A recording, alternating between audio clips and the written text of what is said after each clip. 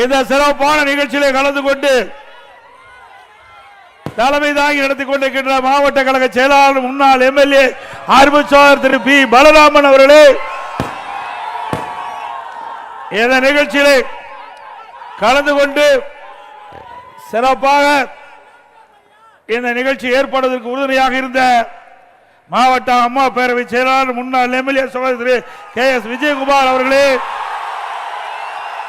நிகழ்ச்சியிலே கலந்து கொண்டு சிறப்பித்துக் கொண்டிருக்கின்ற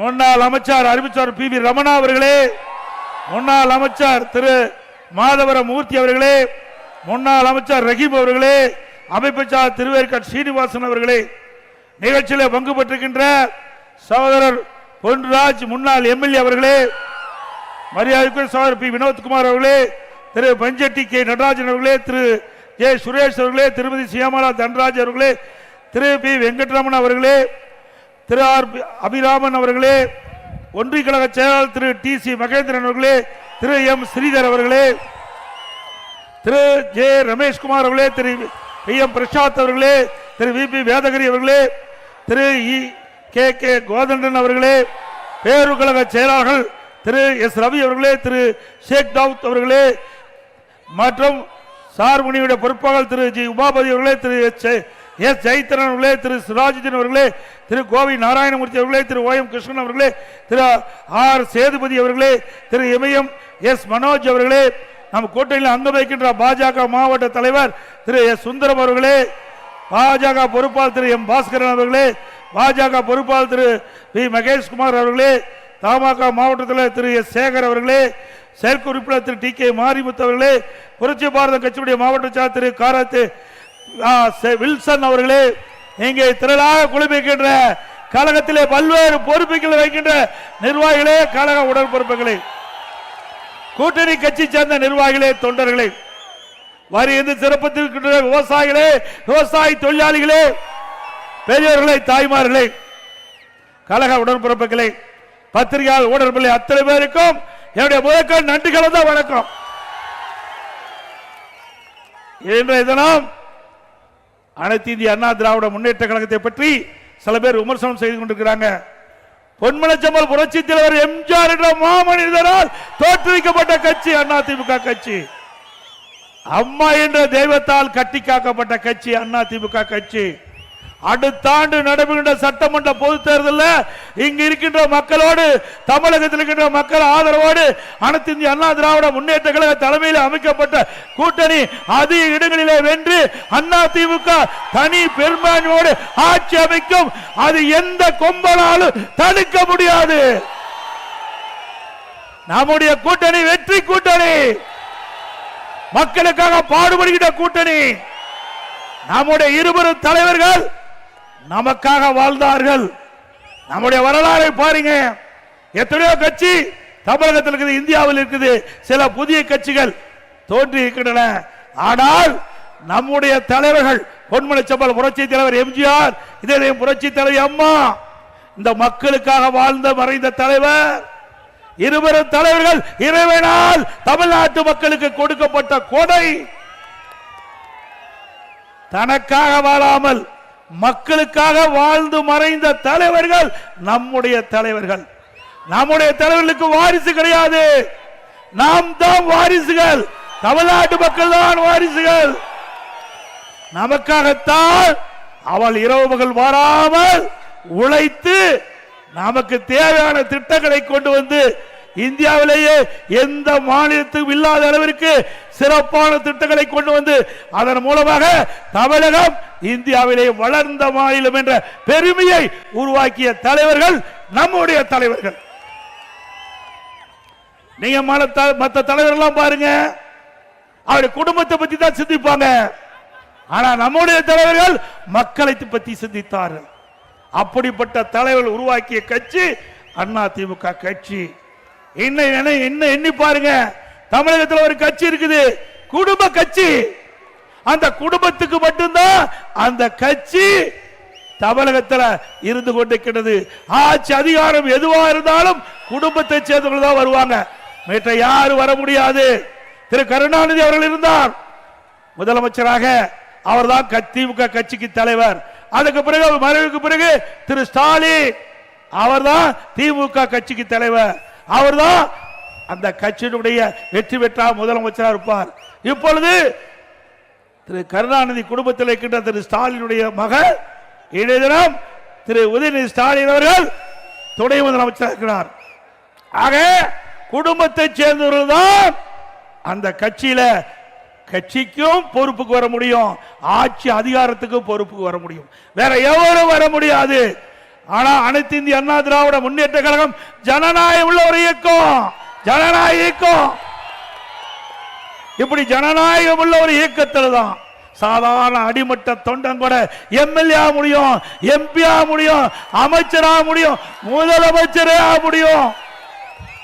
சாதாரண கிளை செயலாளர் தான் இந்த கட்சிக்கு பொதுச் செயலாளராக முடியும். வேற எந்த கட்சியிலாவது முடியுமா? இது ஒரு ஜனநாயக கட்சி. இங்கே உழைக்கின்றவர்களுக்கு மரியாதை உண்டு. உழைப்புக்கு ஏற்ற பதவி அவருடைய வீட்டு கதவை தட்டி தானாக வந்து பதவி கொடுக்கின்ற கட்சி அண்ணா திமுக கட்சி. திமுக அப்படி அல்ல, அது ஒரு குடும்ப கட்சி, வாரிசு அரசியல், அது ஒரு கார்ப்பரேட் கம்பெனி. திமுக கட்சி அல்ல, கார்ப்பரேட் கம்பெனி. அந்த குடும்பத்தில் இருக்கின்றவர்கள் தான் உச்சபட்ச பதவிக்கு வர முடியும். அதோட திருமதி கனிமொழி அவர்கள் நாடாளுமன்ற கூட்டுக்குழு 2 அவைக்கும் அவர் தான் தலைவர். டிஆர் பாலு இருந்தாங்க, அவரை எடுத்துட்டாங்க. எல்லாமே திமுக கட்சி சேர்ந்தவர்தான். திமுக திரு கருணாநிதி குடும்பத்தை சேர்ந்தவர்கள் தான் பதவிக்கு வர முடியும். அப்படிப்பட்ட கட்சி தமிழகத்தில் தொடர வேண்டுமா? சொல்லுங்க. குடும்ப ஆட்சிக்கு, வாரிசு அரசியலுக்கு முற்றுப்புள்ளி வைக்கின்ற தேர்தல் 2026 தேர்தல் நிறைவேற்றி தருவீங்களா? ஆக இன்றைய தினம் இந்த கட்சி திராவிட முன்னேற்ற கழக கட்சி பொன்மனச்செம்மல் புரட்சி தலைவர் எம்ஜிஆர் இயக்கத்தை தோற்றுவிக்கின்ற பொழுது தீய சக்தி திமுக என்று குறிப்பிட்டார். அன்றிலிருந்து இன்று வரை அனைத்து இந்திய அண்ணா திராவிட முன்னேற்ற கழகம் தீய சக்தி திமுகவை வீழ்த்துவதற்கு எவ்வளவோ அவதாரம் எடுத்து வீழ்த்தி வந்த கட்சி அண்ணா திமுக கட்சி. புதுசா வர்றாங்க, ஏதோ பேசுறாங்க. அண்ணா திமுக தான் எதிரிகளை வீழ்த்தக்கூடிய பலம் வாய்ந்த கட்சி. எங்களுடைய அனைத்து இந்திய அண்ணா திராவிட முன்னேற்ற கழகம் 31 ஆண்டு காலம் தமிழகத்தில் ஆட்சி செய்த கட்சி. அந்த 31 ஆண்டு காலம் ஆட்சி செய்த காரணத்தினால்தான் தமிழகத்தில் எண்ணற்ற திட்டங்கள் கொண்டு வந்து கிராமத்திலிருந்து நகரம் வரை தமிழகம் வளர்ந்து இன்றைக்கு இந்தியாவில் ஒரு முதன்மை மாநிலமாக வருவதற்கு அடித்தளம் விட்ட கட்சி அண்ணா திமுக கட்சி, அண்ணா திமுக அரசாங்கம். அதே போல அண்ணா திமுக பொன்விழா கண்ட கட்சி. நேற்றைக்கு துவங்கிய கட்சி அல்ல, பொன்விழா கண்ட கட்சி. அப்படி அனைத்து இந்திய அண்ணா திராவிட முன்னேற்ற கழகம் இந்த நாட்டு மக்களுக்காக நன்மை செய்வதற்காக தோற்றுவிக்கப்பட்ட கட்சி. அடுத்த ஆண்டு நடைபெறுகின்ற சட்டமன்ற பொதுத் தேர்தலில் அண்ணா திமுக தலைமையிலே அமைக்கப்படுகிற கூட்டணி அதிக இடங்களிலே வென்று அண்ணா திமுக தனி பெரும்பான்மையோடு ஆட்சி அமைக்க நீங்கள் அத்தனை பேரும் உறுதியாக இருக்க வேண்டும் என்று இருக்கிற கூப்பி வேண்டி கேட்டுக் கொள்கின்றேன். இன்றைக்கு ஸ்டாலின் பேசுகிறார். இன்றைக்கு இந்த 55 மாசம் இன்றைக்கு திராவிட முன்னேற்ற கழகம் ஆட்சிக்கு வந்து சுமார் 56 மாத காலம் உருண்டோடி விட்டது. 56 மாத கால ஆட்சியில விவசாயிகளுக்கு நன்மை செய்தாரா? விவசாயி தொழிலாளிக்கு நன்மை செய்தாரா? இல்ல, எல்லா துறைகளிலும் சுரண்டுதான் பார்த்தார்கள். 8 கோடி மக்களை சுரண்டி இன்றைக்கு ஒரு குடும்பம் செல்வ செழிப்பிலே இருந்து கொண்டிருக்கிறது. அதுக்கு முடிவு கட்டுகின்ற தேர்தல் 2026 ஆண்டு சட்டமன்ற தேர்தல். இன்றைக்கு எப்பொழுது பார்த்தாலும் ஸ்டாலின் பேசுறார். திரு ஸ்டாலின் அவர்களே, நீங்க சேலஞ்ச் பண்றீங்க.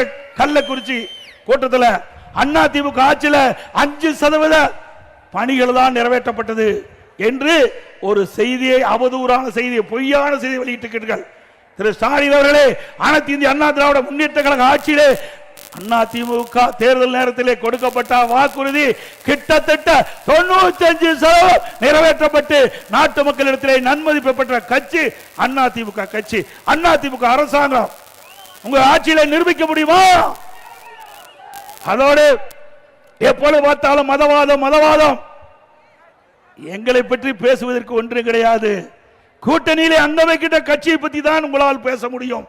திரு ஸ்டாலின் அவர்களே, நாங்கள் கேட்கின்றோம், 1999ஆம் ஆண்டு பாராளுமன்ற தேர்தல், அந்த பாராளுமன்ற தேர்தலில் யாரோடு நீங்கள் கூட்டணி வைத்தீர்கள்? திமுக பாரதிய ஜனதா கூட்டணி அமைக்கப்பட்டு வெற்றி பெற்று மத்தியிலே மரியாதைக்குரிய மறைந்த வாஜ்பாய் தலைமையிலே ஆட்சி நடைபெற்றுக் கொண்டிருக்கிறது. அந்த மத்திய அமைச்சரவையிலே திமுக கட்சி சேர்ந்த முரசொலி மாறன் அவர்கள் அமைச்சராக வீற்றிருந்தார். அவர் நோய்வாய்ப்பட்டு ஓராண்டு மருத்துவமனையில் சிகிச்சை பெற்று வந்தார். இலாக்கா இல்லாத மந்திரியாக பாரதிய ஜனதா அரசாங்கம் வைத்துக் கொண்டிருந்தது. அப்பெல்லாம் பாரதிய ஜனதா கட்சி நல்ல கட்சி. 2001ஆம் ஆண்டு பாரதிய ஜனதா சட்டமன்றத்தில் திமுக பாரதிய ஜனதா கூட்டணி வச்சு போட்டிக்கிட்டீங்க. விடுதலை சிறுத்தை கட்சியும் 2001 பாரதிய ஜனதா கூட்டணியோட அங்க வச்சது. அப்பெல்லாம் பாரதிய ஜனதா கட்சி நல்ல கட்சி. அண்ணா திமுக பாரதிய ஜனதாவோட கூட்டணி வச்சா மதவாத கட்சி. பாருங்க, இதுல பாருங்க எப்படின்னு. யாரு? திரு கருணாநிதி இருக்கிறார், திரு வாஜ்பாய் அப்போ பிரைம் மினிஸ்டர், இந்த பக்கம் கருணாநிதி, இந்த பக்கம் முரசொலி மாறன். அவர் ஏதோ மைக்கு சரி பண்ணி கொடுத்துருக்கிறார். இப்படிப்பட்ட கேடுகட்ட கட்சி நம்மை பற்றி விமர்சனம் செய்து திரு ஸ்டாலின் அவர்களே சிந்தித்து பார்க்க வேண்டும், வரலாறை நினைத்து பார்க்க வேண்டும். அவ்வப்போது பச்சோதி போல் நிறம் மாற முடியாது. மக்கள் தெளிவாக இருக்கின்றார்கள். அடுத்த ஆண்டு நடைபெற்ற சட்டமன்ற பொதுத் தேர்தலில் எத்தனை அவதாரம் எடுத்தாலும் உங்களை வீழ்த்துவது மக்கள் முடிவு செய்து விட்டார்கள். அதுபோல கள்ளக்குறிச்சியில் அங்க ஒரு மாநாடு நடத்தினாங்க. அந்த மாநாடுல ஒரு கதையை சொன்னார். யாரு? உதயநிதி ஸ்டாலின் துணை முதலமைச்சர் சொன்னார். ஒரு காரு ஒரு லாரி சொன்னார். நாங்க ஒரு கதை சொல்றோம். திமுக என்ற என்ஜின் இல்லாத கார், திமுக என்ற என்ஜின் இல்லாத காரை 10 ஆண்டு காலமாக கூட்டணி என்கின்ற லாரி இழுத்து கொண்டு போய் கொண்டிருக்கிறது. இந்த லாரி மக்கர் பட்டது. போ இந்த லாரி மக்கர் பட்டது. காங்கிரஸ் கட்சி திமுக ஆட்சிக்கு வந்தா பங்கு கொடுக்க வேண்டும் என்று காங்கிரஸ் கட்சி சேர்ந்த நம்முடைய தமிழ்நாட்டினுடைய மேலிட பொறுப்பாளர் சொல்றாரு. இங்க இருக்கிற காங்கிரஸ் கட்சி தலைவர் சொல்றாங்க, காங்கிரஸ் கட்சி சேர்ந்த முக்கிய நிர்வாகிகள் சொல்றாங்க, பிரச்சனை ஆரம்பமாகி விட்டது. திருமாவளவன் சொல்றார், சூழ்நிலைக்கு தக்கவாறு நாங்கள் ஆட்சியில பங்கு கேட்போம் என்று சொல்றார். திரு கம்யூனிஸ்ட் கட்சி சேர்ந்த திரு சண்முகம் அவர்கள் சொல்லுகிறார் ஒரு பேட்டியில, திமுக கொடுக்கப்பட்ட வாக்குறுதி நிறைவேற்றல, அரசு ஊழியர் கொடுக்கப்பட்ட வாக்குறுதி நிறைவேற்றல, செவிலியர் கொடுக்கப்பட்ட வாக்குறுதி நிறைவேற்றல, விவசாயிகள் கொடுக்கப்பட்ட வாக்குறுதி நிறைவேற்றல, போக்குவரத்து தொழிலாளர் கொடுக்கப்பட்ட வாக்குறுதி நிறைவேற்றல, இடைநிலை ஆசிரியர் கொடுக்கப்பட்ட வாக்குறுதி நிறைவேற்றல, தூய்மை பணியாளர் கொடுக்கப்பட்ட வாக்குறுதி நிறைவேற்றல அப்படின்னு அவர் இந்த பேட்டியில சொல்லி, இன்றைக்கு இருக்கிற அமைச்சர்கள்லாம் 95% வாக்குறுதி நிறைவேற்றப்பட்டதாகவும் சில பேர் 99% நிறைவேற்றப்பட்டதாகவும் சொல்லிக் கொண்டிருக்கிறார் என்று நாம் சொல்லல. அந்த திமுக கூட்டணியில் அங்க வைக்கின்ற கட்சி கம்யூனிஸ்ட் கட்சியுடைய செயலாளர் சண்முகம் தெரிவிக்கிறார். ஆக கூட்டணியிலே புகைச்சல் கிளம்பி விட்டது. கூட்டணியே புகைச்சல் கிளம்பி விட்டது. திமுக கூட்டணி என்ற லாரி மக்கள் செய்து கொண்டிருக்கின்றது. இந்த கூட்டணி நிலைக்குமா என்ற சந்தேகம் மக்களிடத்திலே எழும்பி விட்டது. திரு ஸ்டாலின் அவர்களே, உங்கள் கூட்டணி நிலைக்காது என்பதற்கு இதுவே நான் சொன்ன கருத்து சான்று. அதோட இன்றைய தினம் சுயநிதி குழு இருக்குது. இந்த சுயநிதி குழுவை ஆய்வு செய்வதற்கு 44 கோடி இந்த அரசாங்கம் ஒதுக்கி இருக்குது. என்ன போய் ஆய்வு செய்வ? எப்படி மக்களை ஏமாற்றி ஒரு அறிவிப்பை வெளியிட்டு சுயநிதி குழுவை ஆய்வு செய்யறாங்களாம். அதுக்கு 44 கோடி ஆட்டை போட ஆரம்பிச்சுட்டாங்க. திமுக ஆட்சி வராதுன்னு முடிவு கட்டிட்டாங்க. மக்களுடைய செல்வாக்கு இழந்துட்டாங்க. அதனால எந்தெந்த துறையில எப்படியெல்லாம் கொள்ளையடிக்க வேண்டும் என்ற அடிப்படையில் இன்றைய தினம் 44 கோடி சுயநிதி குழு ஆய்வு செய்வதற்காக 44 கோடி ஒதுக்கி இருக்கிறாங்க. அதிமுக ஆட்சிக்கு பிறகு இதை விசாரிக்கப்பட்டு சட்டப்பூர்வமான நடவடிக்கை எடுக்கப்படும். அது மட்டுமல்ல, இன்றைக்கு 100 நாள் வேலை திட்டம், 100 நாள் வேலை திட்டம் இங்க இருக்கின்ற கிராமப்புறத்தில் இருக்கின்ற மக்களுக்கு வேலை வாய்ப்பு கிடைக்கக்கூடிய அற்புதமான திட்டம். இந்த திட்டத்தை வேண்டுமென்றே திட்டமிட்டு திராவிட முன்னேற்ற கழகத்தை சேர்ந்தவர்கள் இந்த திட்டத்தில் பணிபுரிகின்ற ஊழியருக்கு குழப்பத்தை விளைவித்துக் கொண்டிருக்கிறார்கள். பொய்யான செய்தி, அவதூறான செய்தியை பரப்பிக் கொண்டிருக்கிறார்கள். அதுக்காக ஒரு ஆர்ப்பாட்டத்தை நடத்தினார்கள். இன்றைக்கு மக்கள் சிந்திக்க வேண்டும். 100 நாள் வேலை திட்டத்தில் பணிபுரிகின்ற பெண் ஊழியர்கள் சிந்திக்க வேண்டும். அனைத்து அண்ணா திராவிட முன்னேற்ற கழகம் ஆளுங்கட்சி இல்ல, எதிர்கட்சியா இருக்குது.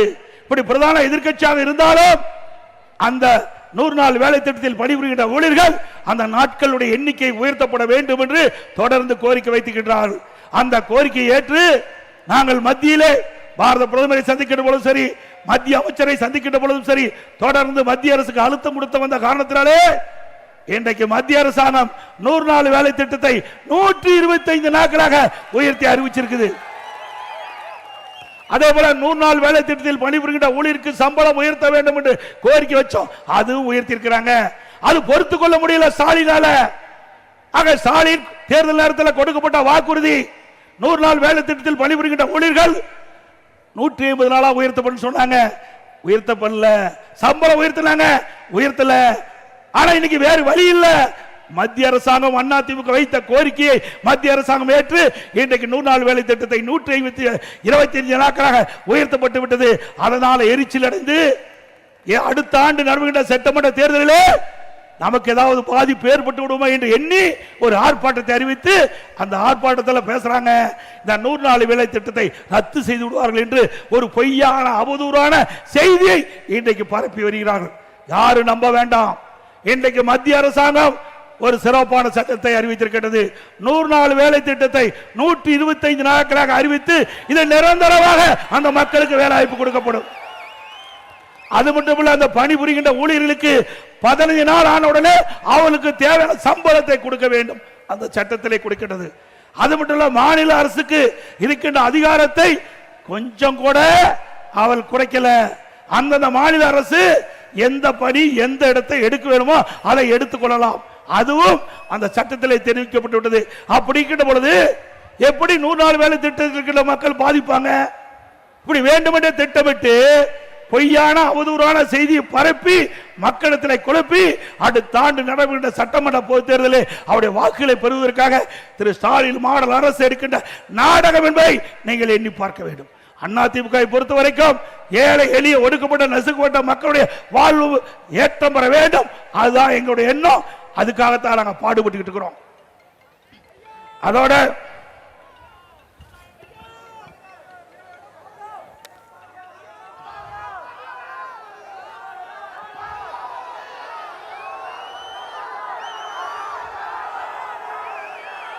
இன்றைய தினம் பல போராட்டங்கள் தமிழகம் போராட்ட களமாக மாறிவிட்டது. ஸ்டாலின் அவர்களே, உங்களுடைய ஆட்சிக்கு சாவு மணி அடிக்க காலம் நெருங்கிவிட்டது. இன்றைய விவசாயிகள் போராட்டம், விவசாயிகள் உற்பத்தி செய்யப்பட்ட நெல் டெல்டா மாவட்டத்திலும் சரி நம்முடைய பகுதியிலும் சரி உரிய நேரத்தில் அந்த நேரடி நெல் கொள்முதல் நிலையத்தில் கொள்முதல் செய்யல. விவசாயிகள் பாதிக்கப்படுறாங்க. மழை வெள்ளம் இயற்கை பீற்றத்தால் நெற்பயிர்கள் சேதமடைகிறது. சேதமடைந்த பயிர்களை நேரடியாக அதை போய் பார்த்து சேதமடைந்த விவசாயிகளுக்கு நிவாரணம் அளிக்கவில்லை. விவசாயிகள் இன்றைக்கு கொந்தளிப்போடு இருக்கிறார்கள். இந்த அரசு விவசாயிகளுடைய விரோதி அரசாக இருக்கின்றது. அது மட்டுமல்ல, தேர்தல் நேரத்தில் குறிப்பிட்டார்கள், திமுக ஆட்சிக்கு வந்தா நெல் குவிண்டாலுக்கு 2500 ரூபாய் கொடுக்கணும். இதுவரைக்கும் கொடுக்கல. சொல்லிட்டு இருக்காங்க. கொடுத்தா தான் நிஜம். சர்க்கரைனா இனிக்காது, வாயில போட்டா தான் இனிக்கும். அது மாதிரி கரும்புக்கு 1 டன் மெட்ரிக் டன் கரும்புக்கு ஆதார விலை 4000 ரூபாய் கொடுக்கறாங்க. இதுவரை கொடுக்கல. இப்படி விவசாயிகளை ஏமாற்றி விவசாயிகளுடைய வாக்குகளை பெற்று ஆட்சிக்கு வந்த பிறகு நிறைவேற்றாத கொடுக்கப்பட்ட வாக்குறுதியை நிறைவேற்றாத அரசாங்கம் திமுக அரசாங்கம். அதோட இன்றைய தினம் பார்த்தீங்களா, அண்ணா திமுக ஆட்சி கிட்ட பொழுது தேர்தல் நேரத்தில் அம்மா கொடுத்தாங்க வாக்குறுதி 2016ஆம் ஆண்டு. அதிமுக ஆட்சிக்கு வந்தவுடனே விவசாயிகள் தொடக்க வேளாண் கூட்டுறவு சங்கத்தில் வாங்கிய பயிர்க்கடன் தள்ளுபடி என்று தள்ளுபடி செய்தார்கள். அதே நேரத்தில் அம்மாவுடைய அரசு, அம்மா மறைவுக்கு பிறகு அம்மாவுடைய அரசு, நான் முதலமைச்சர் இருந்த காலகட்டத்தில் இயற்கை சீற்றம், கஜா புயல் டெல்டா மாவட்டத்தில் புரட்டி போட்டு விட்டது. விவசாயிகள் பயிரிட்டுகள் எல்லாம் சேதம், விவசாயிகள் வாழ முடியாத ஒரு சூழ்நிலை. அதுக்கு பிறகு கொரோனா, விவசாயிகள் உற்பத்தி செய்யப்பட்ட அந்த விளைபொருட்களை முறையாக விற்பனை செய்ய முடியல, விவசாயிகள் பாதிக்கப்பட்டுட்டாங்க. விவசாய சங்கத்தை சேர்ந்தவர்கள், எங்களுடைய அமைச்சர் பெருமக்கள், சட்டமன்ற உறுப்பினர்கள் என்னிடத்தில் சந்தித்து கோரிக்கை வைத்தார்கள். விவசாயிகள் தொடக்க வேளாண் கூட்டுறவு சங்கத்தில் வாங்கிய பயிர்க்கடன் தள்ளுபடி செய்ய வேண்டும் என்ற கோரிக்கை, அதை ஏற்று 12,100 கோடி கடன் தள்ளுபடி செஞ்ச விவசாயி தள்ளுபடி செய்யப்பட்ட அவளுக்கு கொடுக்கப்பட்ட சான்றிதழ் வாயில சொல்லல, உங்களுடைய கடன் தள்ளுபடி செய்யப்பட்டது என்று அந்த விவசாயிகளுக்கு சான்றிதழ் கொடுத்திருக்கும் ஸ்டாலின் அவர்களே. விவசாயிகளுக்கு 24 மணி நேரம் விவசாயிகளுடைய பம்பு செட் இயங்குவதற்கு மும்முனை மின்சாரம் கொடுத்தோம். மும்முனை மின்சாரம் கொடுத்த அரசாங்கம் அதிமுக அரசு. அது மட்டுமல்ல, விவசாயிகளுக்கு நீர் முக்கியம், உடம்புக்கு உயிர் எப்படியோ அதுபோல விவசாயத்திற்கு நீர் முக்கியம். அந்த நீரை முறையாக சேமித்து விவசாயிகளுக்கு கொடுக்க வேண்டும் என்ற அடிப்படையில் குடிமராமத்து திட்டத்தை கொண்டாந்தோம். ஏரி குளம் குட்டை எல்லாம் தூர்வாரப்பட்டது. பருவ காலத்தில் பெய்கின்ற மழை நீர் முழுவதும் சேமித்து நம்முடைய கோடை காலத்திலே நிலத்தடி நீரை உயர்த்தி விவசாயத்திற்கு தேவையான நீர், குடிப்பதற்கு தேவையான நீரை கொடுத்த அரசாங்கம் அதிமுக அரசாங்கம். பொதுப்பணித்துறையின் கீழ் 14,000 ஏரி இருக்குது. பொதுப்பணித்துறையின் கீழ் 14,000 ஏரிகள் இருக்கின்றன. 14,000 ஏரியில் சுமார் 8,000 ஏரிகள் தூர்வாரப்பட்டது. அதற்காக சுமார் 1,240 கோடி நிதி ஒதுக்கீடு செய்யப்பட்டது. ஊராட்சி ஒன்றியத்தின் மூலமாக சுமார் 26,000 ஏரிகள் இருக்கின்றன. அந்த 26,000 ஏரிகளும் தூர்வாரப்பட்டது. அதனால் அனைத்து இந்திய அண்ணா திராவிட முன்னேற்ற கழக ஆட்சியில் நீர்நிலைகள் உயர்ந்து மக்களுக்கு தேவையான நீரை வழங்கிய அரசாங்கம் அதிமுக அரசாங்கம்.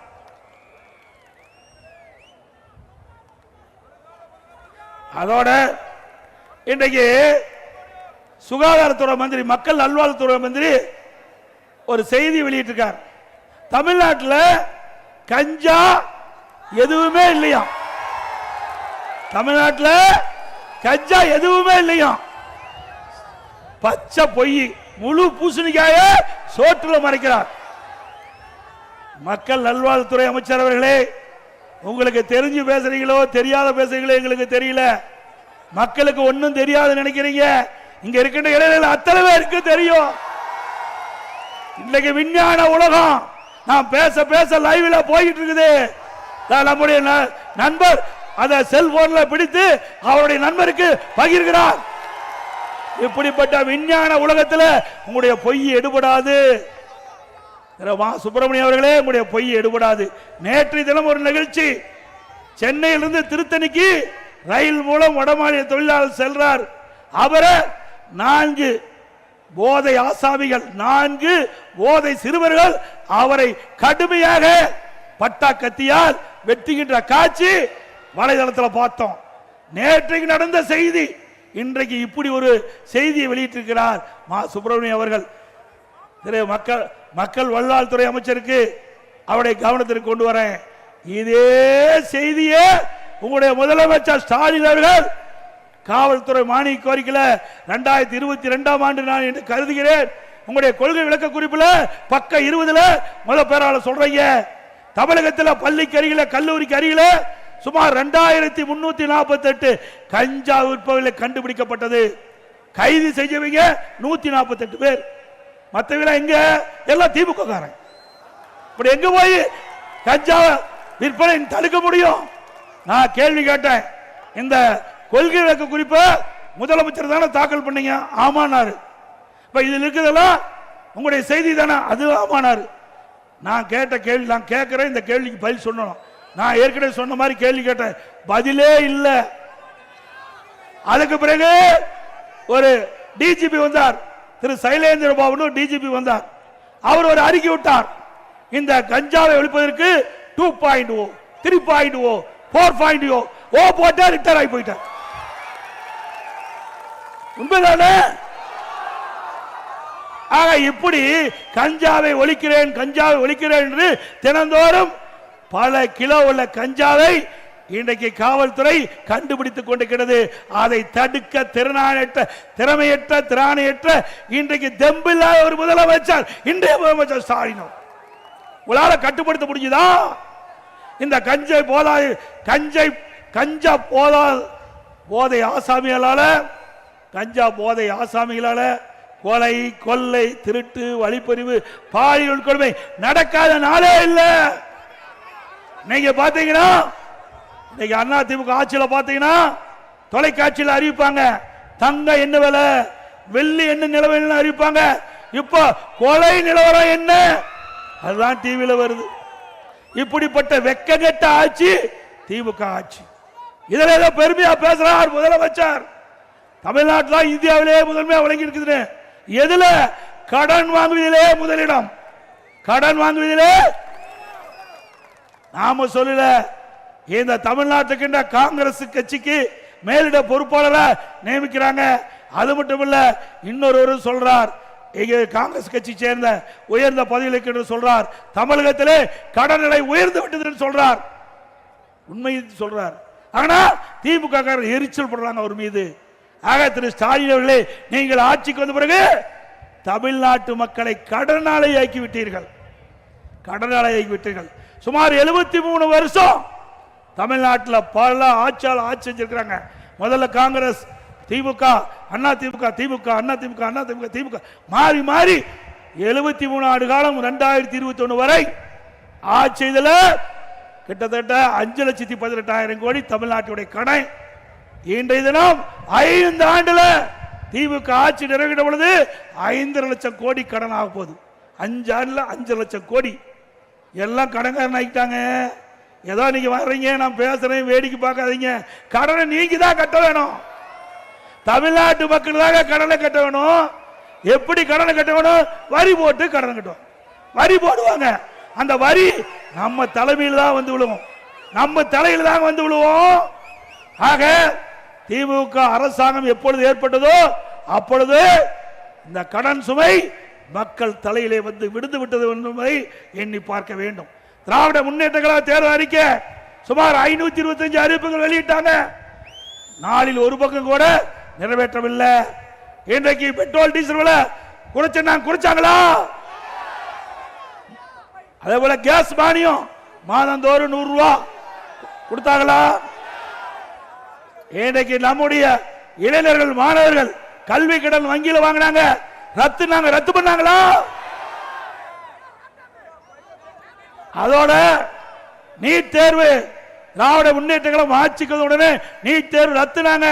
நீட் தேர்வுக்கு ரத்து செய்து ரகசியம் இருக்குனாங்க, ரத்து செஞ்சாங்களா? அது மட்டும் இல்லைங்க, திராவிட முன்னேற்ற கழகம் ஆட்சி வருவதற்கு முன்பு தேர்தல் அறிக்கையில் குறிப்பிட்டாங்க, திராவிட முன்னேற்ற கழகம் ஆட்சிக்கு வந்தவுடன் நிதி மேலாண்மை குழு ஒன்று அமைக்கப்பட்டு அந்த நிபுணர்கள் குழு அமைக்கப்படும். நிபுணர் குழுல அந்த குழுவில் இருக்கிறவர்கள் எல்லாம் நிதியை சரி செய்வார்கள். தமிழ்நாட்டுக்கு கடன் நிதியை சரி செய்வார்கள், நிதி ஆதாரத்தை பெருக்குவார்கள் சொன்னாங்க. இந்த நிதி மேலாண்மை குழு அமைச்சவர்கள் தான் அதிகமாக கடன் வாங்கியிருக்கிறாங்க.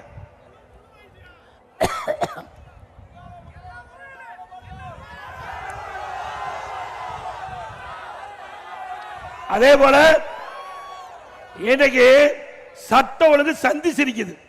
ஏன்னா நமக்கெல்லாம் பாதுகாப்பு காவல்துறை தான்.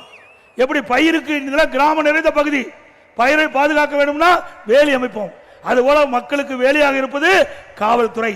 ஆனா இன்றைக்கு அந்த காவல்துறைக்கே பெரிய சோதனை வந்துடுது. இன்றைக்கு சட்ட ஒழுங்கு டிஜிபி இன்னும் நிரந்தர டிஜிபி நியமிக்க முடியல. இன்னைக்கு ஒரு சட்ட ஒழுங்கு டிஜிபி ஓய்வு பெறுவதற்கு 3 மாதத்துக்கு முன்பாகவே தகுதியான டிஜிபி பட்டியல மத்திய யூபிஎஸ்சிக்கு அனுப்ப வேணும். அந்த யூபிஎஸ்ல ஒரு குழு போடுவாங்க. அதுல மாநிலத்திற்கு தலைமைச் செயலாளர், உள்துறை செயலாளர், யூபிஎஸ் இருக்கிற அதிகாரிகள் ஒன்றாக இணைந்து ஒரு 3 பேர் கொண்ட பட்டியல மாநில அரசுக்கு அனுப்புவாங்க. அது 3ல் ஒரு பேரை எடுத்து டிஜிபி நியமிப்பாங்க. அதுல என்ன உங்களுக்கு கஷ்டமா இருக்குது? இந்த வரைக்கும் நியமிக்கல. ஒரு பொறுப்பு டிஜிபி போட்டாங்க. அவர் உடல்நிலை சரியில்லை என்று மருத்துவமனைக்கு போயிட்டார். அந்த பொறுப்பு டிஜிபிக்கு இன்னொரு பொறுப்பு டிஜிபி நியமிக்கிறாங்க. பொறுப்பற்ற முதலமைச்சர் ஸ்டாலின் அவர். எப்படி கேவலர்! ஒரு நிரந்தர சட்ட ஒழுங்கு நிரந்தர டிஜிபி போட்டா தான் இந்த சட்ட ஒழுங்கை பாதுகாக்க முடியும், இந்த போதைப்பொருள் நடமாட்டத்தை தடுக்க முடியும். இதற்கெல்லாம் இந்த அரசு கவனம் செலுத்தல. திமுகவுக்கு ஏவல் செய்கின்ற ஒருவரை வேண்டும் என்று கருதிதான் இதை தள்ளி போட்டுக்கிட்டே போறாங்க. அதோட அண்ணா திமுக ஆட்சி இருக்கின்ற பொழுது பல்வேறு திட்டங்களை கொண்டாந்தோம். இன்றைக்கு மாணவர்களுக்கு அறிவுபூர்வமான கல்வி, விஞ்ஞான கல்வி கிடைக்க வேண்டும் என்பதற்காக நம்முடைய +1 +2 மாணவர்களுக்கு லேப்டாப் கொடுத்தோம், மடிக்கணினி கொடுத்தோம்.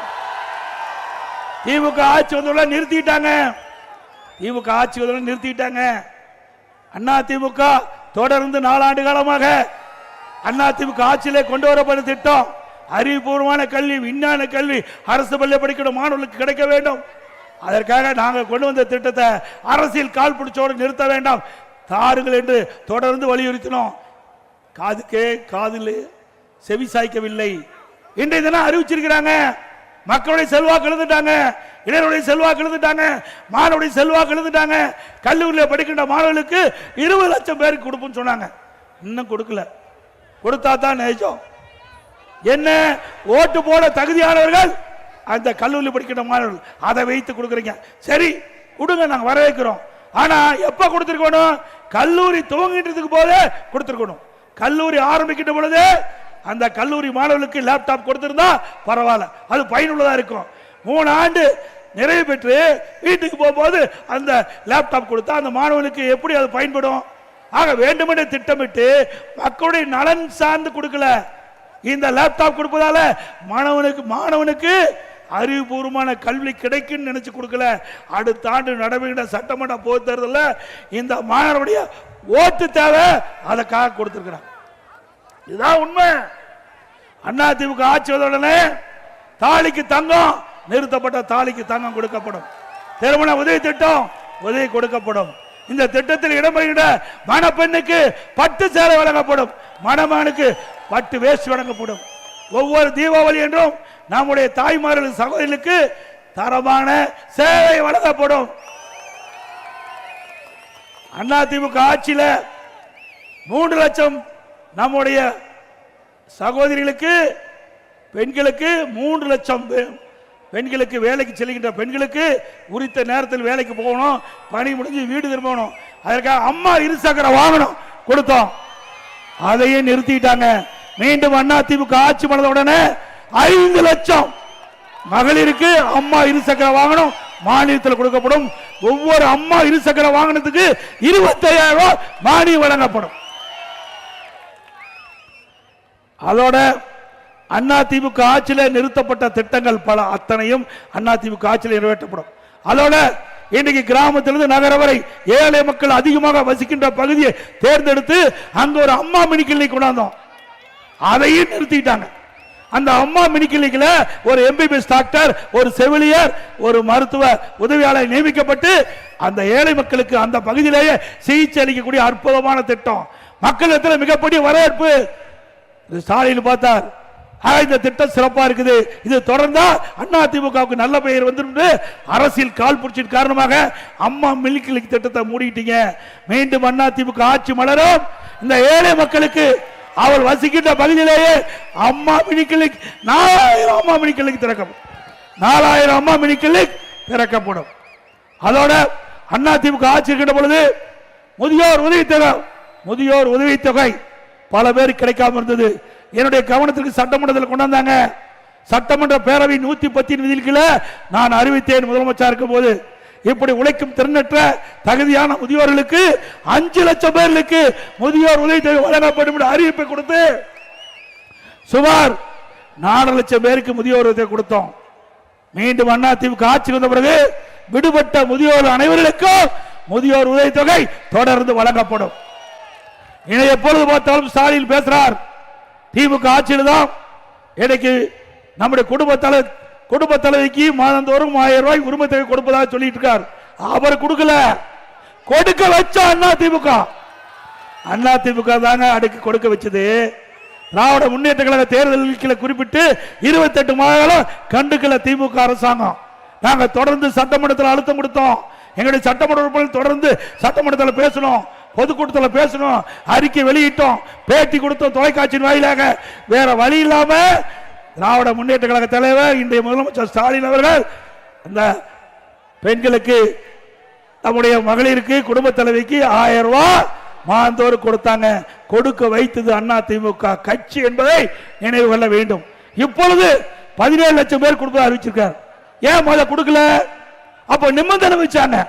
இப்ப நிபந்தனையை தளர்த்தி 17 லட்சம் பேருக்கு இன்றைக்கு அந்த உரிமை தொகை கொடுப்பதாக சொல்லி இருக்கிறாங்க. இதுல இருந்து என்ன தெரியுது? இன்னும் 5 மாசம் தான் கொடுக்க முடியும். திமுக ஆட்சியுடைய ஆயுள் காலம் 5 மாசம் தான். அதுக்கு பிறகு திமுக ஆட்சிக்கே வர முடியாது. அவ்வளவு ஊழல் செஞ்சிருக்கிறாங்க. ஆக 55 மாத காலம் அந்த மக்களுக்கு கிடைக்கல. இப்ப நிபந்தனை தளர்த்தி கொடுக்கிறீங்களே 17 லட்சம் பேருக்கு, அப்பொழுது நிபந்தனையை தளர்த்தி கொடுக்கப்பட்டிருந்தால் அவருக்கு 32 மாதம், அவர்களுக்கும் மாதந்தோறும் 1000 ரூபாய் கிடைச்சிருக்கும். இந்த குடும்ப தலைவிகளுடைய கஷ்டத்தை பார்த்து கொடுக்கல. அடுத்த ஆண்டு நடைமுறை சட்டமன்ற பொது தேர்தலில் 17 லட்சம் பெண்களுடைய ஓட்டு தேவை. அதுக்காக இன்னைக்கு ஸ்டாலின் இந்த 17 லட்சம் குடும்ப தலைவிக்கு மாதந்தோறும் 1000 ரூபாய் அறிவித்திருக்கிறார். அதுபோல எங்க பார்த்தாலும் சொல்றார் ஸ்டாலின், நாங்க கட்டணமில்லாத பேருந்து விட்டோம், கட்டணமில்லாத பேருந்தோம், ஓட்ட உடசல் பேருந்து, ஓட்ட உடசல் பேருந்து. நீங்க பாத்தீங்க, ஒரு வாரத்துக்கு முன்பு ஒரு பேருந்து சக்கரை வெடிச்சு எதிர்த்து வந்த பகுதியில் கார்ல மோதி 9 பேர் இருந்துட்டாங்க. 9 பேர் இருந்துட்டாங்க. ஏற்கனவே சிவகங்கையில் ஒரு ஓட்டுநர் அந்த டயர் நூல் தெரியுது அப்படின்னு மாவட்ட ஆட்சித்தலைவர் அலுவலகத்துக்கு போய் நிறுத்திட்டார். நீங்களே வந்து பாருங்க, இந்த டயரை வச்சுட்டு நாங்கள் எப்படி ஓட்ட முடியும்? சென்னையில் கார்பரேஷன், இந்த சென்னையில் இருக்கிற மாநகராட்சியில் இருக்கிற நகர பேருந்து ஒரு பெண்மணி பஸ்ஸில் பயணம் செய்கின்ற பொழுது அதில் கீழே இருக்கிற பேஸில் இருக்கிற அந்த பகுதி, அந்த பிளாட்ஃபார்ம் உடைஞ்சி அதில் நடந்துகிட்டே ஓடுது. கத்தங்காட்டி, அந்த பெண் கத்தங்காட்டியும் டிரைவர் நிறுத்ததுனால உயிர் பழந்தாங்க. டயர் கழட்டிட்டு ஓடுது. பல பேருந்து தள்ளித்தான் மக்கள் கொண்டு போறாங்க. இப்படி ஒரு மோசமான ஆட்சி, ஒரு நிர்வாக திறமையிட்ட ஆட்சி, இப்படி மோசமான பேருந்துகளை வச்சு இன்னைக்கு ஸ்டாலின் பேசிட்டு இருக்கார். ஸ்டாலின் அவர்களே, நேற்றைய தினம் நீங்க திருப்பூர்ல பேசுறீங்க, பெண்கள் மத்தியில பேசுறீங்க, பெண்களுக்கு நிறைய திட்டங்களை கொண்டாந்தானே. எங்க கொண்டாந்த? தூய்மை பணியாளர்கள், தூய்மை பணியாளர்கள் யாரு? பெண்கள் தானே. எப்படி குண்டு கட்டா தூக்கிட்டு போய் கைது பண்ணீங்க? தினந்தோறும் போராடிட்டு இருக்காங்க. அவர்களை கொடுமைப்படுத்திட்டு இருக்கிறீங்க.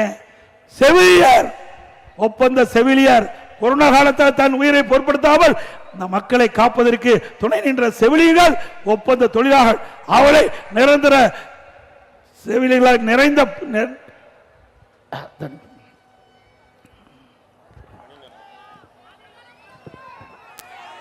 பணி நிரந்தரம் செய்ய வேண்டும் என்று கோரிக்கை வைக்கிறாங்க. ஏன் செய்ய முடியல? இது அதிமுக ஆட்சியில் இந்த ஒப்பந்த செவிலியர்களாக நியமித்தது அதிமுக ஆட்சியில், அதனால அவர்கள் போடல. மீண்டும் அதிமுக ஆட்சி வந்தவுடன் இந்த ஒப்பந்த செவிலியர்கள் நிரந்தர பணியாளர்களாக நியமிக்கப்படுவார்கள். அதோட நீங்க பாத்தீங்கன்னா நாட்டில் எதோ திருடுவாங்க, பணத்தை திருடுவாங்க, தங்கத்தை திருடுவாங்க, இப்ப உடல்ல இருக்கிற உறுப்பை திருடுறாங்க. நீங்க எல்லாம் கவனமா இருக்கணும். நீங்க ஏதாவது திமுக கட்சிக்காரர் நடத்துகின்ற மருத்துவமனைக்கு போய் ஆபரேஷன் பண்ணி இருந்தா உங்க உடம்புல உள்ள இருக்கிற உறுப்புலாம் இருக்குதான்னு ஸ்கேன் பண்ணி பாத்துக்குங்க. ஏன்னா உள்ள இருக்குது நமக்கு இன்னும் தெரியாத, டாக்டர் நம்பி தானே போறோம். ஆக திமுக கட்சி சேர்ந்த ஒருவர் மருத்துவமனையில் எம்எல்ஏ, திமுக கட்சி சேர்ந்த எம்எல்ஏ மருத்துவமனையில் முறைகேடு நடப்பதாக இந்த அரசாங்கம், திமுக அரசாங்கத்துக்கு தகவல் கிடைச்சி திமுக அரசாங்கம் ஒரு குழு போட்டு அங்க போய் சோதனை மேற்கொண்டு அந்த சோதனையில கிட்னி முறைகேடு நடைபெற்றதாக கண்டுபிடிச்சு வெளியில் வந்திருக்குது. இதுவரைக்கும் நடவடிக்கை எடுக்கல. இன்னைக்கு வறுமையில் இருக்கின்ற தொழிலாளர்களுடைய பணத்தாசை காட்டி அவருடைய கிட்னியை திருடுவது எந்த விதத்தில் நியாயம்? திரு ஸ்டாலின் அவர்களே, யாரெல்லாம் இதில் முறைகேட்டில் ஈடுபட்டார்களோ அவர் மீது உரிய நடவடிக்கை எடுக்க வேண்டும். எம்எல்ஏ மருத்துவமனை என்ற காரணத்திற்காக திமுக கட்சி சேர்ந்தவர் என்றதுக்காக நீங்க நடவடிக்கை எடுக்கல. அண்ணா திமுக ஆட்சிக்கு வந்தவுடன் இந்த முறைகேட்டில் யாரெல்லாம் ஈடுபட்டார்களோ அவர்கள் மீது உரிய நடவடிக்கை எடுக்கப்படும். அப்புறம் 10 ரூபாய் உங்களுக்கு ஞாபகம் வரும். யாரு? செந்தில் பாலாஜி. அப்படியே ஒரு மந்திரி இருந்தார், இப்ப முன்னாள் மந்திரி ஆயிட்டார். அவரு தமிழகத்தில் சுமார் 6000 மதுக்கடை இருக்குது. அந்த பிராந்தி கடை இருக்குது, 6000 மதுக்கடைகள் இருக்குது, டாஸ்மாக் கடைகள் இருக்குது. இந்த 6000 மதுக்கடையில் ஒரு நாளைக்கு 1.5 கோடி பாட்டில் விற்குது. ஒரு பாட்டிலுக்கு 10 ரூபாய்னா ஒரு நாளைக்கு கிட்டத்தட்ட நல்லா செஞ்சுக்கோங்க, 1.5 கோடி பாட்டில் 10 ரூபாய்னா ஒரு நாளைக்கு 15 கோடி இந்த டாஸ்மாக்ல இருந்து மட்டும் வருது. மாசத்துக்கு 450 கோடி, 4 வருஷத்துக்கு 22,000 கோடி கொள்ளையடித்து அரசாங்கம் தொடர வேண்டுமா? இந்த முறைகேட்டில் யாரெல்லாம் ஈடுபட்டார்களோ அவர் மீதெல்லாம் உரிய நடவடிக்கை எடுக்கப்படும். அதோட மதுரையில் பார்த்தீங்கன்னா வரி வசூல் பண்றாங்க. மதுரையில் அந்த கார்பரேஷன்ல வரி வசூல் பண்றாங்க. அதுல 200 கோடி ஊழல், 200 கோடி அந்த வரி வருவாயில ஊழல். அந்த ஈடுபட்டவர்கள்லாம் இன்றைக்கு கைது பண்ணி சிறையில் இருக்கிறாங்க. அந்த மேயர் ராஜினாமா பண்ணிட்டாங்க. மேயர் கணவர் இன்றைக்கு கைது செய்யப்பட்டு ஜாமீன் வந்திருக்கிறாங்க. அதில் இருக்கிற 5 மண்டல குழுக்கள் ராஜினாமா பண்ணியிருக்காங்க. 2 நிலைக்குழு உறுப்பினர்கள் ராஜினாமா பண்ணியிருக்காங்க. அது மட்டும் இல்ல, திண்டுக்கல்ல அந்த இருக்கிற கார்பரேஷன்ல ஊழல், காஞ்சிபுரத்தில் அங்க இருக்கிற பங்கு பிரிப்பில் சண்டை, மாநகராட்சியில், திருநெல்வேலியில பிரச்சனை, கோயம்புத்தூர்ல பிரச்சனை, எல்லாமே எல்லா மாநகராட்சியிலும் இந்த திராவிட முன்னேற்ற கழக மேயர் இருக்கின்ற இடத்துல எல்லாம் கடுமையான ஊழல். அதிமுக ஆட்சி வந்த பிறகு இதெல்லாம் விசாரிக்கப்பட்டு உரிய நடவடிக்கை எடுக்கப்படும். இன்றைக்கு திமுக ஆட்சி வந்த பிறகு மின் கட்டணம் 67% உயர்த்திட்டாங்க. மின் கட்டணம், வீட்டுக்கு வரி, நகராட்சி பேரூராட்சியில் 100%, கடைக்கு வரி 150%, குப்பைக்கு வரி, குடியிருக்கு வரி, இப்படி வரி மேல் வரி போட்டு மக்கள் மீது மிகப்பெரிய சுமையை சுமத்திய அரசாங்கம் திராவிட முன்னேற்ற கழகம். அதோட இன்றைக்கு அரசு பள்ளியை படிக்கின்ற மாணவர்கள் பெரும்பாலும் ஏழை குடும்பத்தை சேர்ந்தவர்கள், விவசாய தொழில் நடுத்தார குடும்பத்தை சேர்ந்தவர்கள் தான் அதிகம் பேர் அரசு பள்ளியில் படிக்கிறாங்க. அந்த மாணவருடைய கனவு மருத்துவராக வேண்டும். அந்த கனவை நனவாக்கும் என்பதற்காக அரசு பள்ளியை படிக்கின்ற மாணவ செல்வங்களுக்கு 7.5% உள்ளிடஒதுக்கீடை கொண்டு வந்து சட்டம் இயற்றப்பட்டு அமுல்படுத்தப்பட்டு இன்றைக்கு சுமார் 3000 பேர் இந்த உள்ளிடஒதுக்கீட்டின் மூலமாக தேர்வு செய்யப்பட்டு மருத்துவ கல்வி கிடைச்சிருக்குது. அத்தனை பேரும் ஏழைகள். இது அதிமுக சாதனை. இப்படி ஒரு சாதனையாவது ஸ்டாலினால நிரூபிக்க முடியுமா? செஞ்சு பாருங்க. அதோட ஸ்டாலின் சேலஞ்ச் பண்றார். திராவிட அதிமுக ஆட்சியில் எதுவுமே நடக்கல, 5% பணி நடந்தது. திரு ஸ்டாலின் அவர்களே சிந்திக்க வேண்டும். அதிமுக ஆட்சியில் ஒரே ஆண்டில் 11 மருத்துவக் கல்லூரி கொண்டு சாதனை படைத்த அரசாங்கம் அம்மா இருக்கின்ற பொழுது 6 மருத்துவக் கல்லூரி, அரசு மருத்துவக் கல்லூரி, மருத்துவமனை. இன்னைக்கு இந்த திருவள்ளூர் மாவட்டத்தில் கூட பிரம்மாண்டமான மருத்துவக் கல்லூரி, மருத்துவமனை கொண்டாந்துருக்கிறோம். ஏழை எளிய மக்கள் குறைந்த செலவே இல்லாம அற்புதமான அறிவிச்சு செய்யக்கூடிய நிலைக்கு இந்த மருத்துவமனை தரம் உயர்த்துகிறோம். அதே போல 7 சட்டக்கல்லூரி, 68 கலை மற்றும் அறிவியல் கல்லூரி, பாலிடெக்னிக் கல்லூரி, பொறியியல் கல்லூரி, வேளாண்மை கல்லூரி, கால்நடை மருத்துவக் கல்லூரி, ஆராய்ச்சி நிலையம், ஐடி கல்லூரி என்று பல கல்லூரிகளை திறந்து ஏழை எளிய அடித்தட்டிலே வாழ்கின்ற சாதாரண குடும்பத்தைச் சேர்ந்தவர்கள் கூட பட்டப்படிப்பு படிக்கக்கூடிய சூழ்நிலையை உருவாக்கி தந்த அரசாங்கம் அதிமுக அரசாங்கம். இப்படி ஏதாவது உங்களால சாதனை பண்ண முடிஞ்சதா? நிறைய இடத்துல பாலங்கள், சாலைகள், அங்கங்கே தடுப்பணை கட்டி நீர்நிலையை உயர்த்தி மக்களுக்கு தேவையான நீரை கொடுத்தது அதிமுக அரசாங்கம். இப்படி பல திட்டங்களை கொண்டு வந்து நிறைவேற்றப்பட்ட அரசு அதிமுக அரசு. கொரோனா காலம், மாணவர் பள்ளிக்கு போக முடியல, மாணவர் கல்லூரிக்கு போக முடியல, மன உளைச்சல் இருந்தாங்க, ஓராண்டு வீணாகி விட்டதே என்று கவலைப்பட்டுக் கொண்டிருந்தார்கள். என்னுடைய கவனத்துக்கு வந்த உடனே நம்முடைய பள்ளி மாணவர்களுக்கும் கல்லூரி படிக்கின்ற மாணவர்களுக்கும் ஆல் பாஸ் போட்டு கொடுத்தோம். அதிமுக ஆட்சியில் கொரோனா காலம் ஒரு கடுமையான சோதனையான காலம். மக்கள் பாதிக்கூடாது என்பதற்காக 11 மாசம் ரேஷன் கடையில் விலையில்லா சக்கரை அரிசி பருப்பு கொடுத்த ஒரே அரசாங்கம் அதிமுக அரசாங்கம். அப்படி நாள் ஒன்றுக்கு 7 லட்சம் பேருக்கு உணவு தயாரித்து சுட சுட கொடுத்தோம் ஏழை மக்களுக்கு. அதிமுக சாதனை. குடும்பத்துக்கு 1000 ரூபாய் கொடுத்தோம். அதே காலகட்டத்தில் தைப்பொங்கல் வந்தது. தைப்பொங்கல் என்று எல்லா இல்லங்களையும் தைப்பொங்கல் பொங்க வேண்டும் என்ற ஒரே காரணத்திற்காக எல்லா குடும்பத்தையும் 2500 ரூபாய் பொங்கல் பரிசா கொடுத்தோம். அப்ப ஸ்டாலின் சொன்னாரு, ஏன் 2500 ரூபாய் கொடுக்குறீங்க, 5000 ரூபாய் கொடுன்னு சொன்னாரு ஸ்டாலின் அவர்கள். திரு ஸ்டாலின் அவர்களே, தைப்பொங்கல் வர இருக்குது.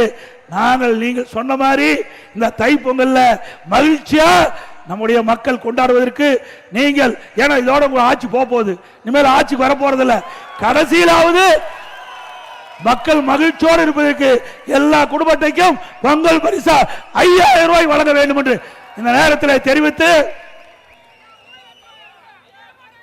விலைவாசி விண்ணை முட்டுகின்ற அளவுக்கு உயர்ந்து போச்சு.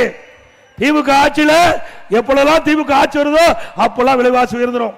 ஏழை மக்கள் கடிமா பாதிக்கப்பட்டுருவாங்க. அண்ணா திமுக ஆட்சியில 1 கிலோ பொன்னி அரிசி 40 ரூபாய்க்கு வித்தது, இப்போ 70 ரூபாய்க்கு விற்குது பொன்னி அரிசி. இன்றைக்கு என்ன அண்ணா திமுக ஆட்சியில விற்றதால கூடுதலா 60 ரூபாய்க்கு விற்குது. பருப்பு 74 கூடுதலா விற்குது. இப்படி விலை விண்ணை முட்டுகின்ற அளவுக்கு உணவுப் பொருட்கள் விலை உயர்ந்திருக்குது. இதை கட்டுப்படுத்த இந்த ஆட்சியாளர் முடியவில்லை என்பதை நீங்கள் உணர வேண்டும். கட்டுமான பொருட்கள் விலை அபரிதம் வளர்ந்திருக்குது.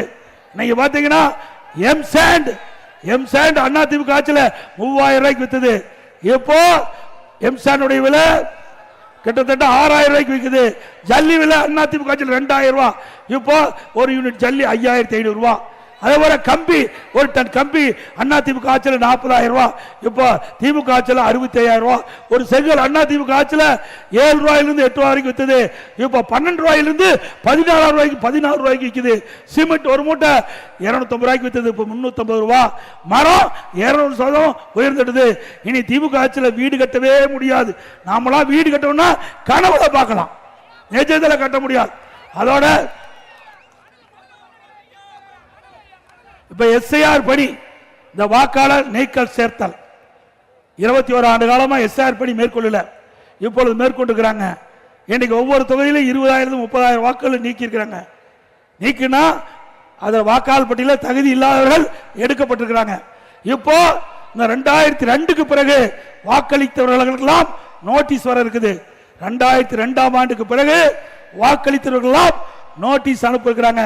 இந்த நோட்டீஸ் வந்தவர்கள் உடனடியாக சம்பந்தப்பட்ட பிஎல்ஓ கிட்ட போய் 2 ஆவணம் கேட்டுக்கிறாங்க. 13 ஆவணம் அறிவிச்சிருக்காங்க.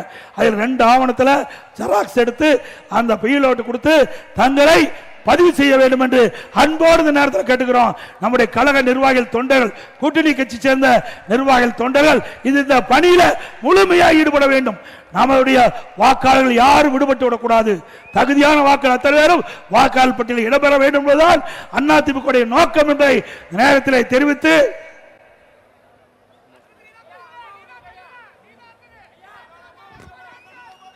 கடைசியா கொடுப்பா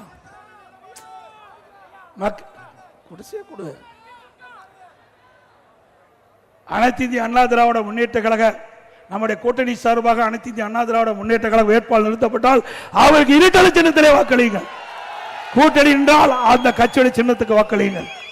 மக்களை காப்போம், தமிழகத்தை மீட்போம். மக்களை தமிழகத்தை மக்களை தமிழகத்தை மக்களை தமிழகத்தை ஸ்டாலின் மாடல் அரசு, ஃபெயிலியர் மாடல் அரசு. Bye bye Stalin. எல்லாருமே பத்திரமா வாகனத்தில் வீடு போய் சேர வேண்டும் என்று அன்போடு கேட்டு அனைவருக்கும் இனிய ஆங்கில புத்தாண்டு நல்வாழ்த்துக்கள். அனைவருக்கும் தைப்பொங்கல் நல்வாழ்த்துக்கள். நன்றி, வணக்கம். நிகழ்ச்சி